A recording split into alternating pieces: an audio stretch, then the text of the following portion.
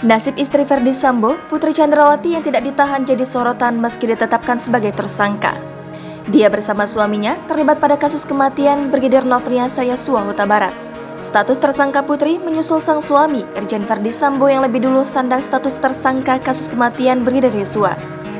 Sebelumnya, istri Ferdy Sambo, Putri Chandrawati menjalani pemeriksaan sebagai tersangka di Barreskrim Mabes Polri pada Jumat 27 Agustus 2022.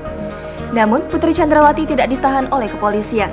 Sementara itu, Ketua Komisi Perlindungan Anak Indonesia atau KPAI, Setu Mulyadi mengusulkan agar Putri Chandrawati mendapatkan sel khusus. Kak Seto mengungkapkan alasannya mengusulkan agar Putri Chandrawati mendapatkan sel khusus. Sebelumnya, diketahui pria yang akrab dipanggil Kak Seto itu menemui Ferdy Sambo di Makobrimob. Kunjungan Kak Seto untuk menemui Ferdy Sambo itu bukan tanpa alasan. Hal itu dikarenakan Kak Seto ingin meminta izin untuk mendampingi anak-anak Ferdy Sambo.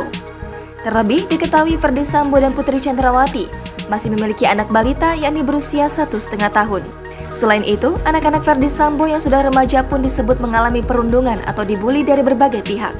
Hal itu tak ayal membuat Kak Seto prihatin.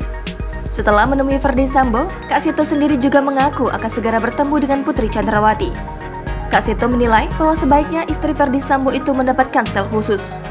Bukan tanpa sebab, baru-baru ini Kak Seto mengungkapkan alasannya mengusulkan hal itu.